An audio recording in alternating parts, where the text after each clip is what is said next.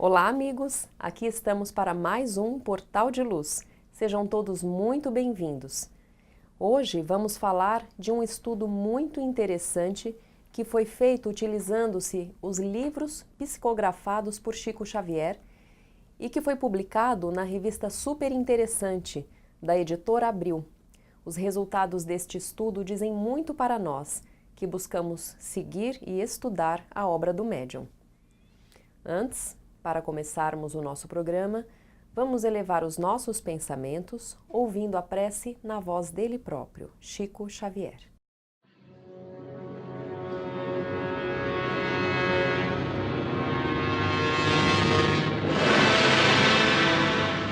Você guarda a impressão de haver esgotado o estoque de todos os seus recursos em determinada tarefa de amor.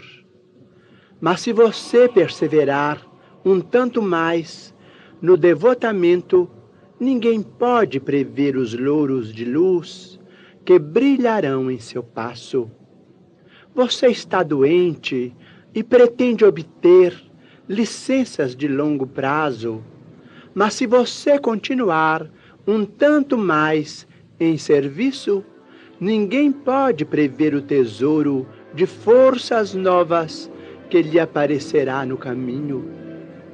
Você encontrou imensas dificuldades no exercício das boas obras e anseia fugir delas, mas se você persistir um tanto mais na construção da beneficência, ninguém pode prever o triunfo que as suas horas recolherão nas fontes vivas da caridade.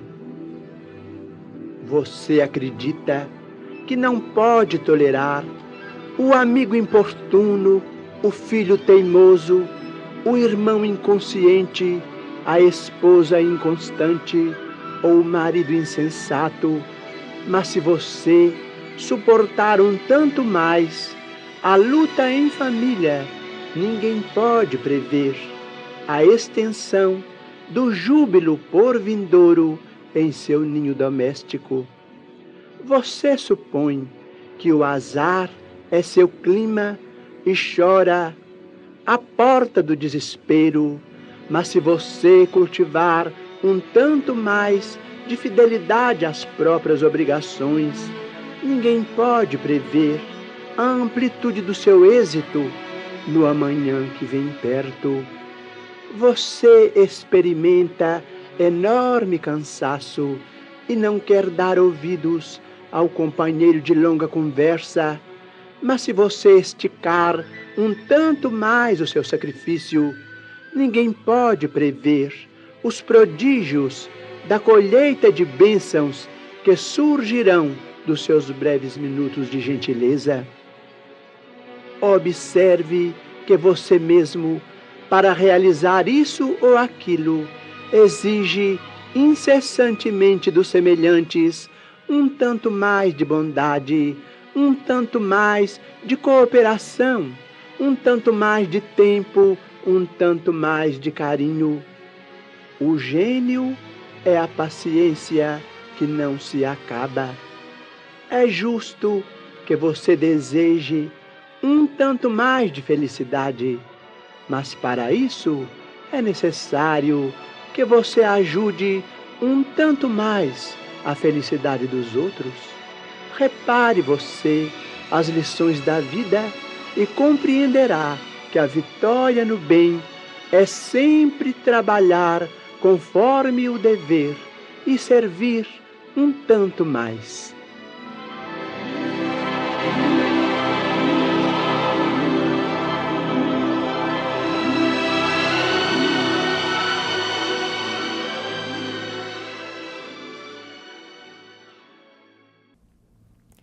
Recentemente, por conta do aniversário de 15 anos de falecimento de Chico Xavier, a revista Super Interessante, em uma matéria escrita por Ana Carolina Leonardi, apresentou um estudo incrível realizado por uma empresa brasileira que resolveu investigar a obra de Chico utilizando a inteligência artificial.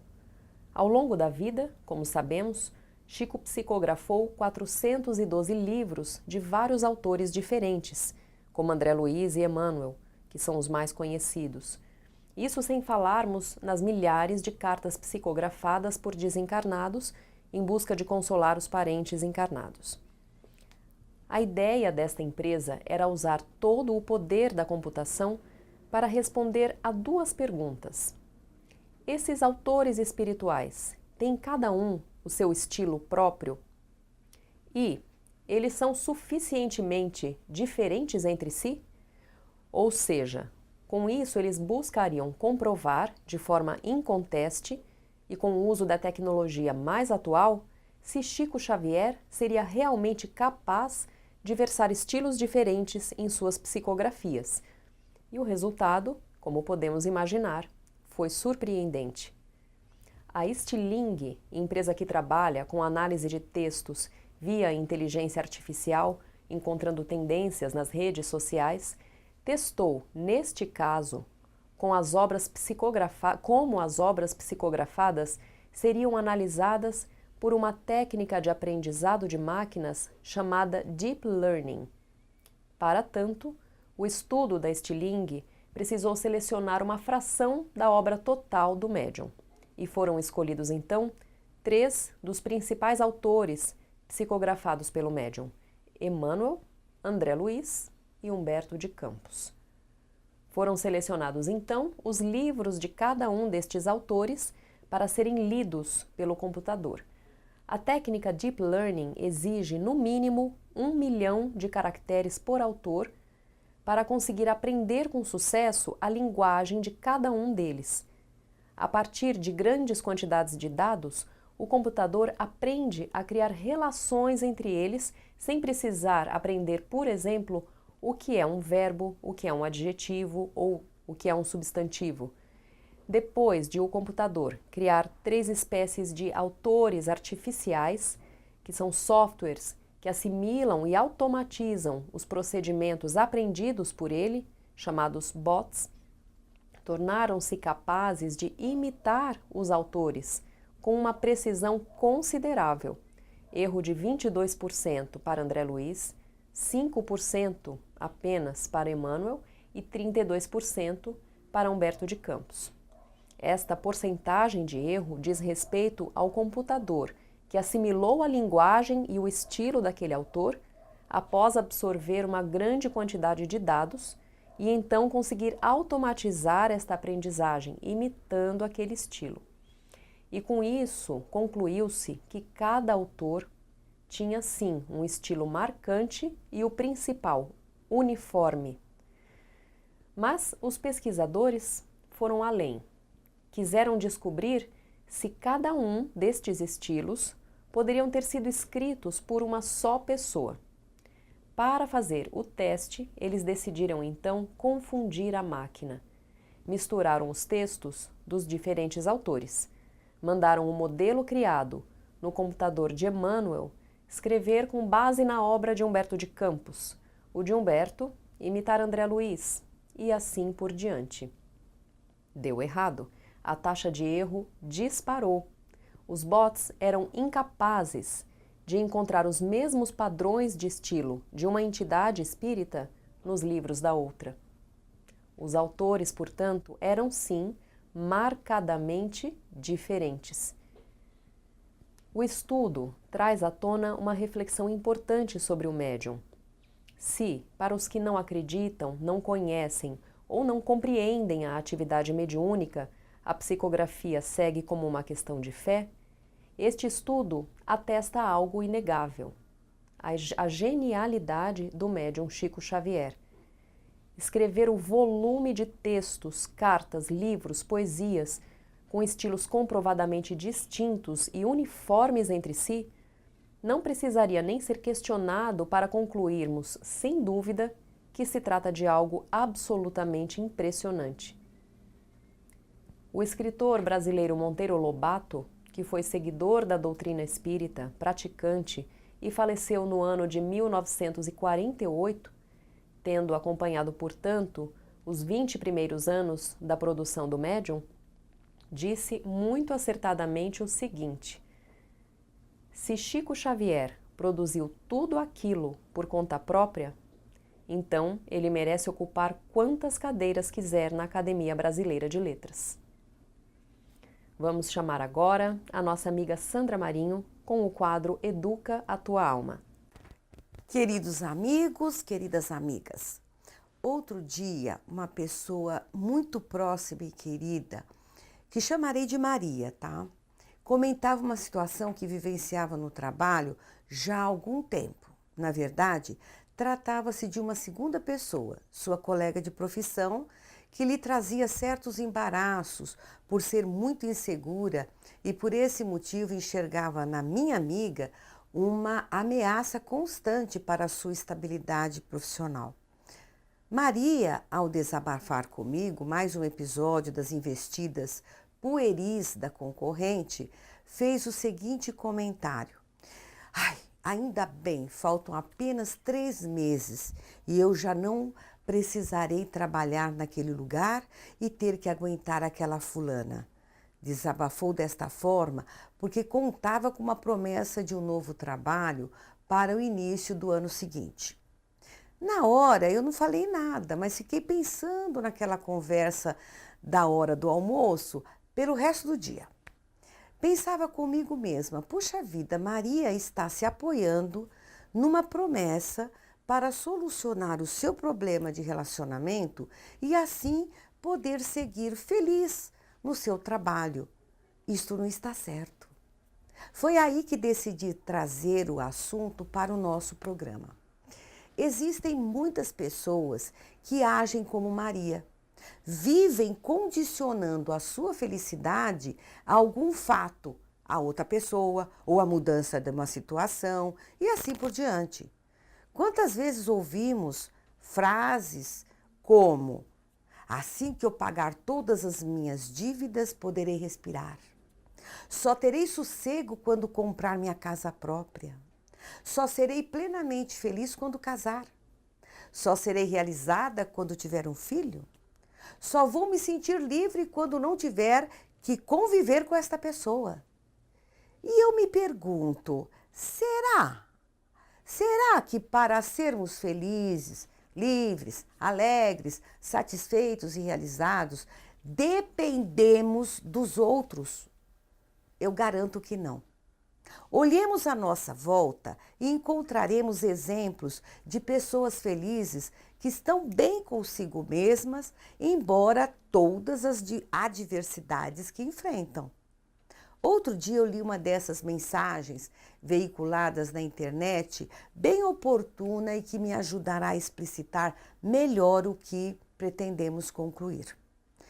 Durante o seminário para casais, perguntaram a uma das esposas.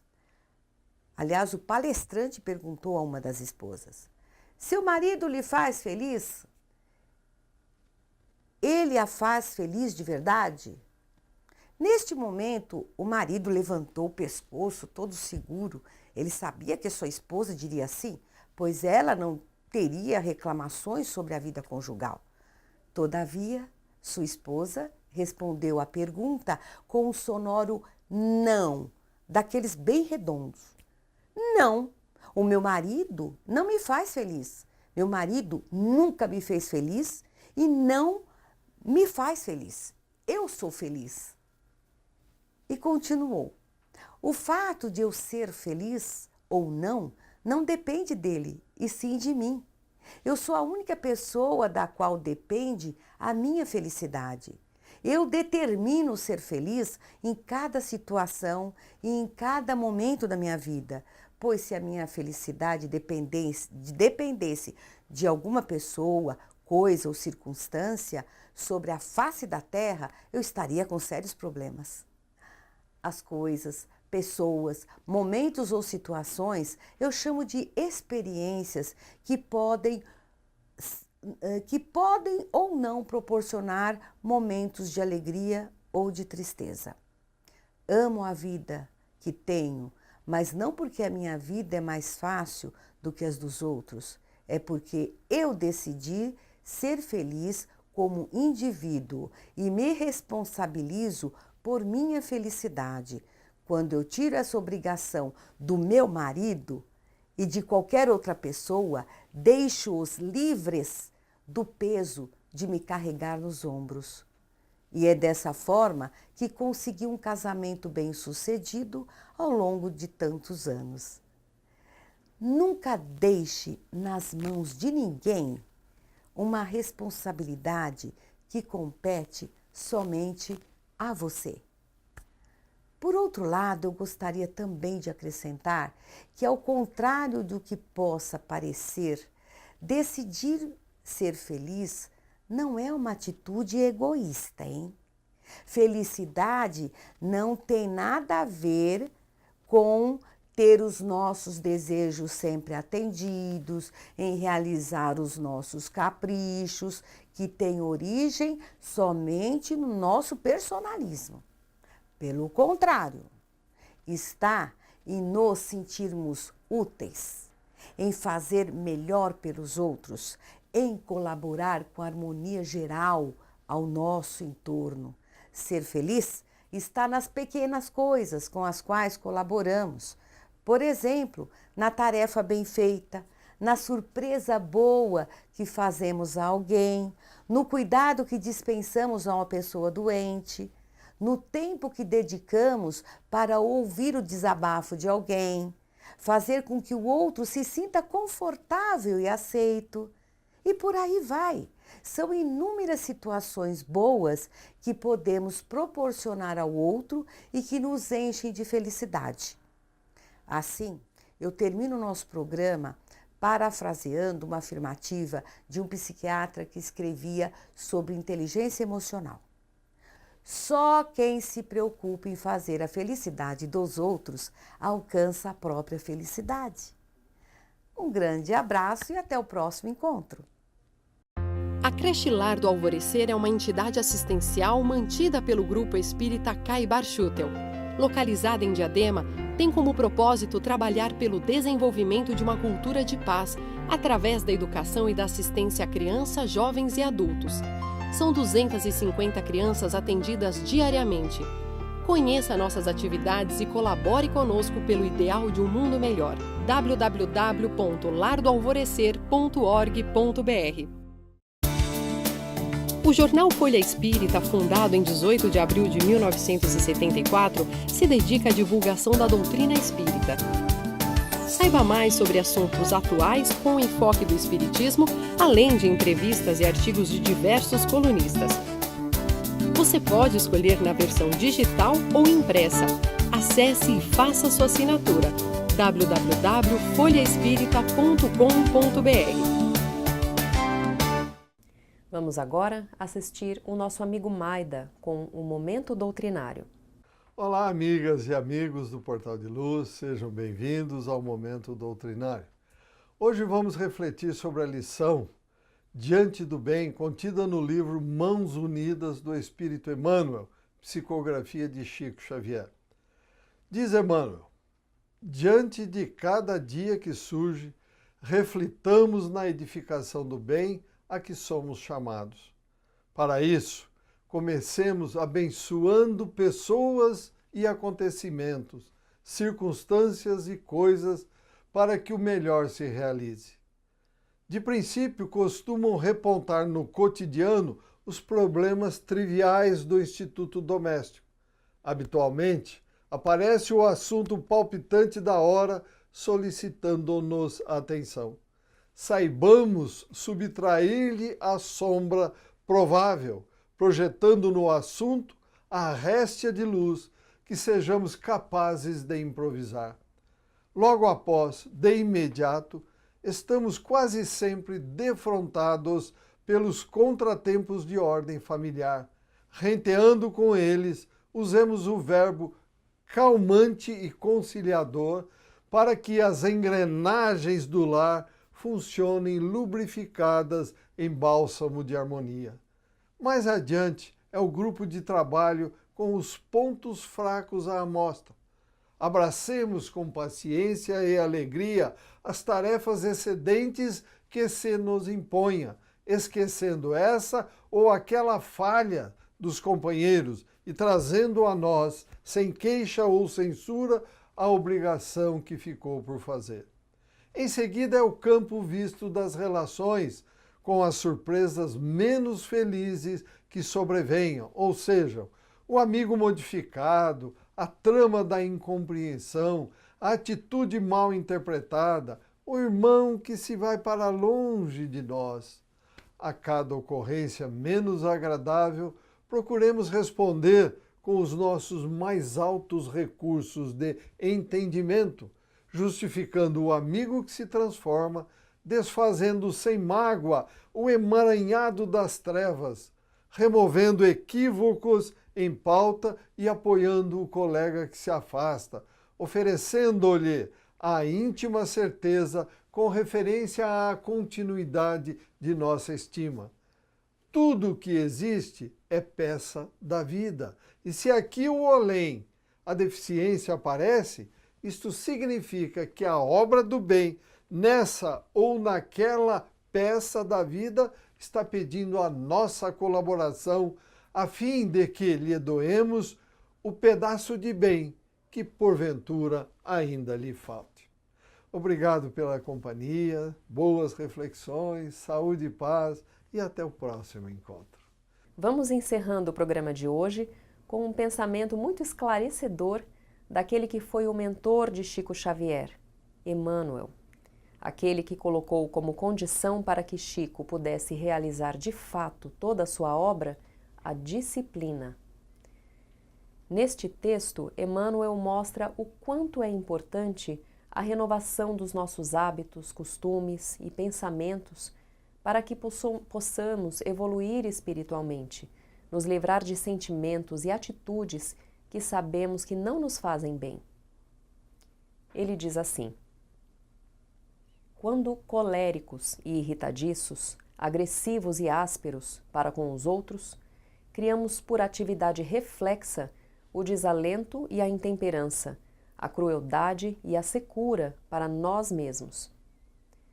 E quando generosos e compreensivos, prestimosos e úteis para com aqueles que nos cercam, criamos, consequentemente, a alegria e a tranquilidade, a segurança e o bom ânimo para nós próprios.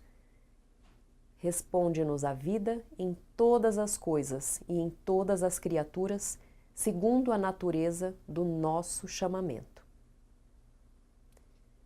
E Emmanuel conclui dizendo assim: só o culto infatigável do entendimento pode garantir-nos o equilíbrio indispensável no serviço do autoburilamento em que devemos empenhar os nossos melhores sonhos, de vez que apenas o amor puro é capaz de criar em nossa mente a energia da luz divina, a expandir-se de nós em reflexos de protetora renovação. Que estas palavras sirvam de inspiração para todos nós durante esta semana, lembrando que temos a responsabilidade de, diante de tudo o que lemos, ouvimos e estudamos na doutrina, fazer o nosso melhor, plantar boas atitudes para colher o bem. Melhorando a nós mesmos, estaremos fazendo, ao mesmo tempo, a nossa parte para um mundo melhor. Vamos terminando por aqui o nosso programa de hoje, lembrando a todos vocês que não se esqueçam de mandar para nós as suas sugestões de temas, comentários ou mesmo dúvidas. O nosso e-mail é portaldeluz@folhaespirita.com.br. Estamos aguardando a sua mensagem. Muito obrigada e até a semana que vem.